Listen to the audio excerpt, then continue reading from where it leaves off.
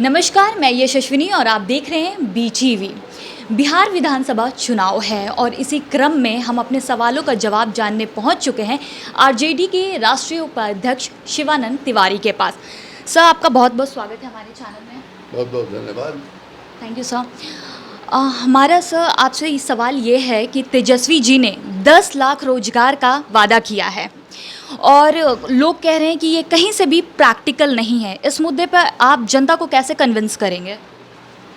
नरेंद्र मोदी ने 2014 के इलेक्शन में 2 करोड़ नौजवानों को प्रति वर्ष रोजगार देने का वादा किया था। उनकी बात पर यकीन करके लोगों ने उनको देश का प्रधानमंत्री बना दिया। तेजस्वी के बात पर क्यों नहीं यकीन हो रहा है? और आज जो भारतीय जनता पार्टी ने अपना विजन डॉक्यूमेंट या जो कहा जाए जारी किया है, उसमें 19 लाख लोगों को रोजगार देने की बात कही है। कहाँ से आ गया ये? यस सर, उन्होंने बीजेपी ने तो अपने पत्र में जारी करके ये बोला है कि वो सिर्फ हेल्थ के सेक्टर में 1 लाख जॉब देंगे और जो जितने भी अन्य चीज़ों को मिला के 19 लाख जॉब देंगे। तो उन्होंने तो नहले पे दहला मार दिया। तो इस पर आप क्या कहना चाहेंगे? लेकिन अब तो एजेंडा बन गया है। बिहार में यह जो चुनाव है वो उसका एजेंडा तय हो गया है। और सबसे बड़ी बात है कि पहली दफ़ा माने अपोजिशन ने चुनाव का मुद्दा जो है तय किया है और वो है रोजगार। आपको याद होगा कि शुरू के दिनों में ये क्या नाम है, Nityanand Rai state minister home हैं और गिरिराज जी, उनका बारे में क्या कहना है, वो तो जब भी मुंह खोलते हैं तो जहर ही निकलता है। तो इन लोगों ने चाहा था कि हिंदू मुसलमान के माने इसको फंसा दिया जाए। ये आतंकवाद और कश्मीर के आतंकवादी आएंगे, यहाँ शेल्टर मिलेगा। यही 2015 का जब चुनाव हुआ था, महागठबंधन का नेतृत्व उस समय नीतीश कुमार कर रहे थे। उस समय अमित शाह ने यही कहा था कि अगर महागठबंधन माने चुनाव जीतता है, लालू और नीतीश का जो कॉम्बिनेशन है, उस समय कांग्रेस भी थी, तो पाकिस्तान में पड़ाके छूटेंगे। इस बार भी उन लोगों ने कोशिश किया है, लेकिन हम दाद देंगे तेजस्वी का कि वो फंसा ही नहीं इसमें। और जिस दिन नॉमिनेशन फाइल करने जा रहे थे तेजस्वी, गेट के बाहर मीडिया को जो उन्होंने संबोधित किया, तो मीडिया ने पहला सवाल यही किया। नित्यानंद राय का जो बयान था कि अगर महागठबंधन जीतेगा तो कश्मीर के, ये भी तमीज़ नहीं है। नित्यानंद राय ऐसे लोग, इतने छोटे लोग इतने बड़े देश को चलाने का जिम्मा लिया है कि भाई आप जो कह रहे हैं इसमें आप ही की असफलता छिपी हुई है। आपके जो बॉस हैं अमित कुमार यानी अमित शाह की असफलता छुपी हुई है कि कश्मीर से आतंकवादी बेरोक टोक जो है बिहार में चला आएगा और यहाँ जो है माने शरण लेगा। तो उसी समय तेजस्वी ने ये कहा, जैसे ये सवाल आया उस सवाल पर उन्होंने जवाब नहीं दिया और बाज़ाब्ता उन्होंने ये घोषित किया कि साहब ये बिहार में वैकेंसी है 10,000 की, 4.5-5 लाख लोगों की वैकेंसी है, एग्जिस्ट कर रही है। और जो ज़रूरत है और लोगों को अलग अलग विभागों में उन सबको जोड़ने के बाद 10 लाख रोजगार बनता है। और कहा कि पहले कैबिनेट में हम जो है इसी कागज़ पर हम दस्तखत करेंगे। तो इस पर क्या एतराज़ हो रहा है भाई लोगों को? इस पर एतराज़ क्यों हो रहा है? लोग एक्चुअली सर इस चीज़ से कन्विंस नहीं हो पा रहे हैं कि इतने जॉब तेजस्वी की सरकार आएगी तो वो दिला पाएंगे या नहीं। नहीं कौन कन्विंस नहीं हो रहा है, लेकिन बिहार के नौजवान जो है कन्विंस हो गए हैं। और तेजस्वी की जो सभा हो रही है जिस ढंग से और जिस तरह से नौजवानों का हुजूम जो उमड़ कर आ रहा है, हमने लालू यादव का भी जमाना देखा है।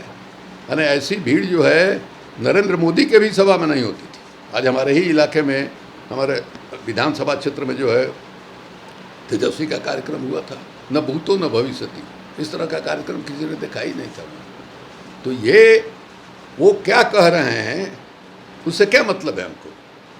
हमारा मतलब ये है कि बिहार के चुनाव में बेरोजगारी एक मुद्दा बन गया और इस मुद्दे का समर्थन जो है बिहार के बेरोजगार नौजवानों ने किया।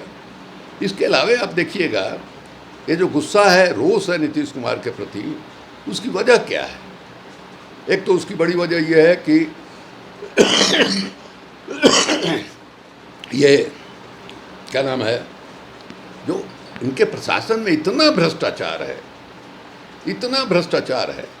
1952 से हम सरकार देख रहे हैं। हमारे पिताजी 1952 में विधायक बने थे, 2 बार मंत्री रहे हैं, गृह मंत्री रहे हैं।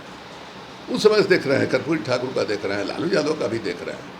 लेकिन इस तरह से माने जो तानाशाही अफसरों की, जो अति पिछड़े समाज के लोग हैं, महादलित समाज के लोग हैं, जिनके हितैषी जो है माने नीतीश कुमार जी बनते हैं, उनको सरकारी कार्यालयों में कुत्ते की तरह दुत्कार करके भगाया जाता है। ऐसी स्थिति हो गई। जो काम पहले 500-400 रुपये में होता था, उसका जो है 2000, 2500, 5000, कोई लिमिट नहीं है। जितना मांग दिया तो है। विधायकों की बात नहीं सुनी जा रही। तो ये जो अपमानजनक स्थिति है गरीबों की, एक बड़ा कारण वो है। दूसरा, जो प्रवासी आए लौट करके, हम स्मरण कराना चाहेंगे कि उस समय नीतीश कुमार ने कह दिया कि हम किसी को घुसने नहीं देंगे। ये उसके बाद जो है कोटा में पढ़ने वाले जो लड़के थे उनके बारे में कह दिया कि नहीं साहब, उनको हम ले आएंगे तो लॉकडाउन का जो नियम है उसका उल्लंघन होगा। इसको सब लोग याद रखे हुए हैं। ये जो गरीब प्रवासी माने 500, 1000, 2000 किलोमीटर पैदल चल के आ रहे थे, जहाँ थे वहाँ उनके मन में भय समाया हुआ था। मकान मालिकों ने निकाल दिया था उनको घर से, काम उनका बंद हो गया था। उनके सामने संकट था कि कोरोना से मरे कि भूख से मरे। वो जो आ रहे थे अपने लोगों के बीच में, अपने समाज के बीच में, वहाँ हमको सहारा मिलेगा। और नीतीश कुमार जी का जो ये बयान आया कि घुसने नहीं, उसको भी याद रखा है लोगों ने। तो आपको क्या लगता है इस बार नीतीश जी पूरी तरह से तेजस्वी के सामने डगमगाते दिख रहे हैं आपको? बिल्कुल। उनकी भाषा देख लीजिए। उनकी भाषा जो है, नीतीश कुमार भाषा के बारे में बहुत ही संयम रखते हैं। और वो जो है उनका प्रवक्ता जो है संजय सिंह, वो जिस भाषा का इस्तेमाल करता है वही भाषा जो है नीतीश कुमार इस्तेमाल कर रहे हैं। तो भीतर से वो हिल गए हैं। आप देखिएगा जो इलेक्ट्रॉनिक मीडिया है वो नीतीश कुमार की सभा का या एनडीए के लोगों की सभा का सिर्फ मंच दिखाता है, सामने श्रोताओं को कभी नहीं दिखाया। हमने तो कम से कम नहीं देखा। उसकी वजह क्या है? कोई जा नहीं रहा है इनकी सभा में।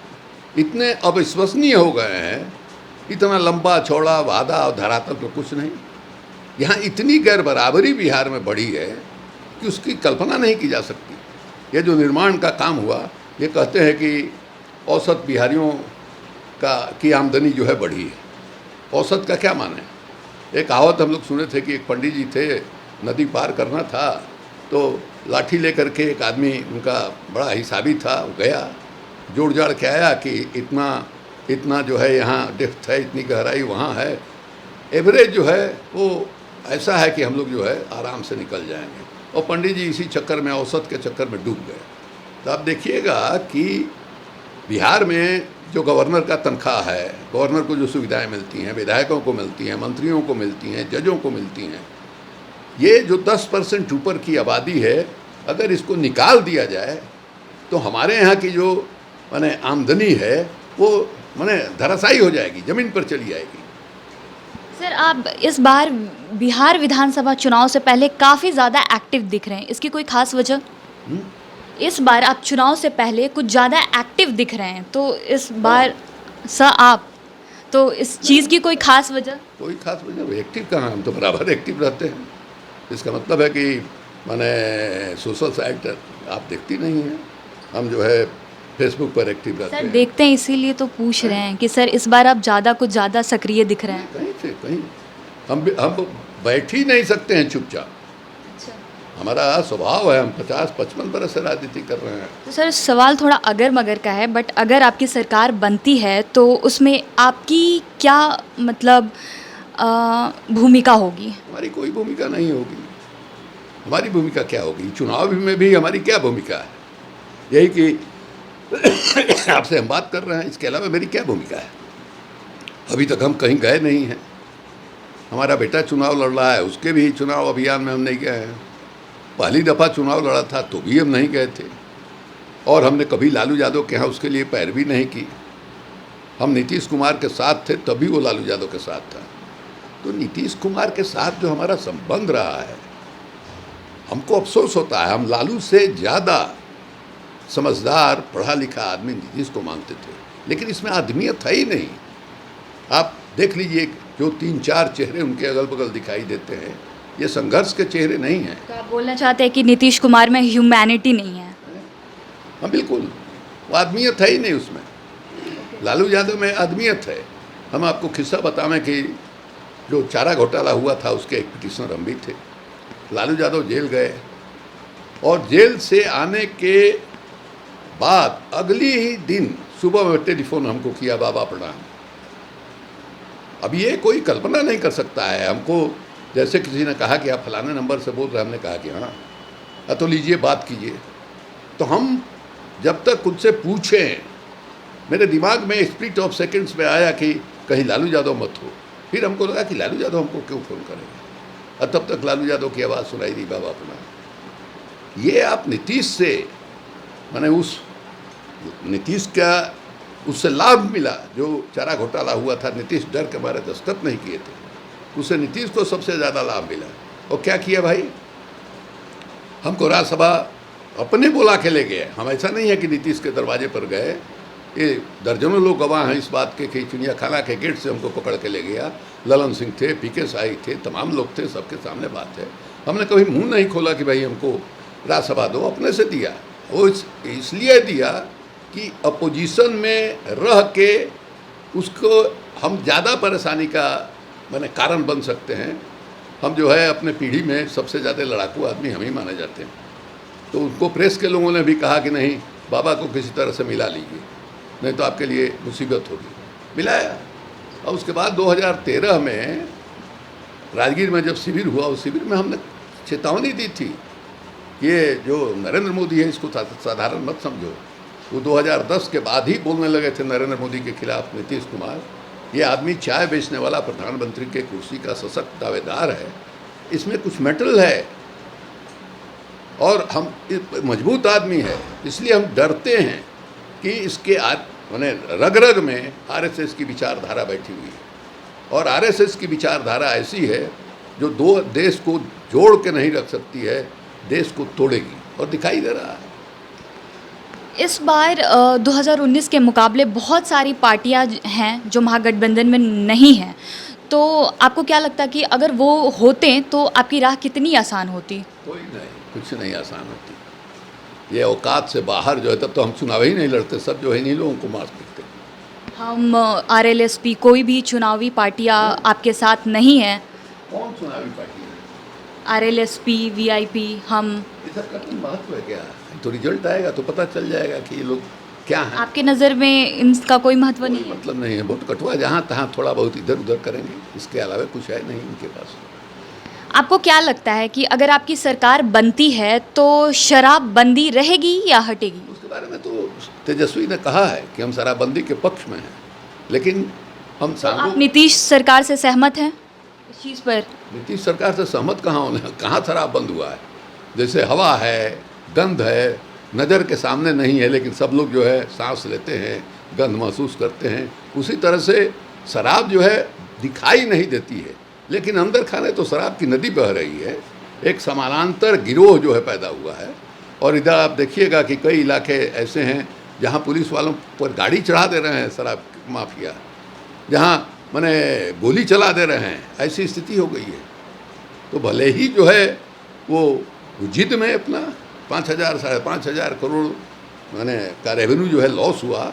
हम तो 2005 तक खुद एक्साइज मिनिस्टर थे राबड़ी देवी के कैबिनेट में, और उस समय 1,700-1,800 रुपया सालाना का माने एक्साइज से माने हम लोगों को आमदनी होती थी, राजकोष में जाता था। और नीतीश कुमार ने जब बंद किया उस समय 5,000 करोड़ हो गया था। तो आप इसी से समझ लीजिए कि बिहार के गली गली में शराब पहुंचा के शराबी बनाने के बाद अचानक पहले खबर आई कि नीतीश कुमार जो है देसी शराब को बंद करेंगे। उस समय ये क्या नाम है, सुशील मोदी वगैरह अपोजिशन में थे, उन लोगों ने कहा कि क्यों देसी शराब ही, क्यों नहीं संपूर्ण शराबबंदी। इन्होंने कह दिया संपूर्ण शराबबंदी। कई जगह शराब पर नियंत्रित किया गया है, और उससे जो रेवेन्यू आता है उससे गरीब गुरबा का काम होता है। अब देख लीजिए तमिलनाडु में 29,000 करोड़ रुपया का माने रेवेन्यू जो है एक्साइज से आता है, और उससे अधिकांश जो है माने सोशल सेक्टर में इस्तेमाल सरकार वहाँ की करती है। तो ये तो जिद बना के रखे हुए हैं, सबको पता है, इनको भी पता है, इनके कैबिनेट के लोग भी पीते होंगे तो कोई आश्चर्य की बात नहीं। इनके कई नेता पीते हैं, इसको हम व्यक्तिगत रूप से जानते हैं। आप हाई कोर्ट के जज लोग पीते हैं, वकील लोग पीते हैं, बड़े बड़े सीनियर पदाधिकारी पीते हैं, ये सब इनको मालूम है। अगर नहीं मालूम है तो इनको इस कुर्सी पर बैठने का अधिकार नहीं। बहरहाल अभी के लिए इतना ही। बने रहे हमारे चैनल BTV के साथ, और अगर आपको हमारा चैनल पसंद आए तो हमारे चैनल को लाइक करें, सब्सक्राइब करें और अपनी प्रतिक्रिया देना ना भूलें। फिलहाल के लिए इतना ही, धन्यवाद।